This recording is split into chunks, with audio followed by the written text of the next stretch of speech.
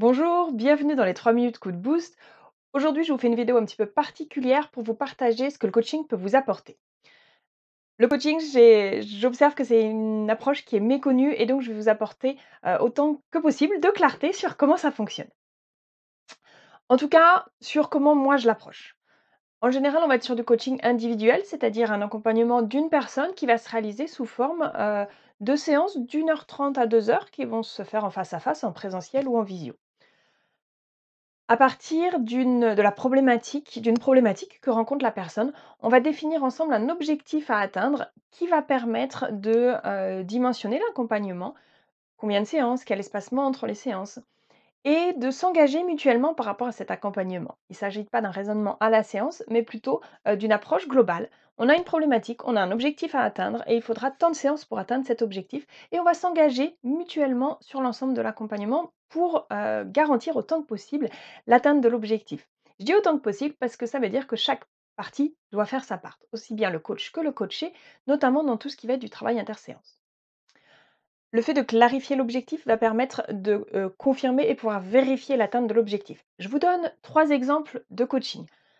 Un coaching sur, la reconversion professionnelle et donc l'objectif qu'on s'était donné avec la personne, c'était définir un métier où je m'épanouisse et puis un plan d'action pour accéder à ce métier et donc on a confirmé qu'on avait bien ces 2 éléments en fin de coaching. Un autre exemple, de coaching, sur, du management. Une personne qui était déjà en poste de manager et qui avait quelques doutes par rapport à la manière dont elle accompagnait l'équipe. L'objectif qu'on s'était donné, c'était de conforter, sa posture, son relationnel, sa communication, son organisation par rapport aux bonnes pratiques. Et là, pour objectiver les choses, on s'était donné une échelle et on avait chiffré, en fait, on avait défini où elle en était, où elle voulait arriver et on a vérifié au fur et à mesure de l'accompagnement d'aller vers ça. Et puis dernier exemple un petit peu différent, c'était un coaching court, celui-là sur 4 séances, souvent on est 6 à 10 séances. Et là, il s'agissait donc de la problématique de concilier vie privée et vie professionnelle. Et là, on avait défini avec la personne quelles étaient les différentes problématiques qu'elle rencontrait. Et donc l'objectif du coaching, c'était d'avoir une solution, acceptable, par rapport à chacune des problématiques. Alors comment ça se passe concrètement, ces séances de coaching? En fait, on va partir d'un point, d'une difficulté liée à cette problématique et puis on va décrypter ce qui se passe, définir ensemble des solutions qui sont possibles et puis, définir du coup ce qui va être mis en place jusqu'à la prochaine séance. Ça peut être un travail de fond, ça peut être de faire attention dans telle ou telle situation à la manière dont on va réagir.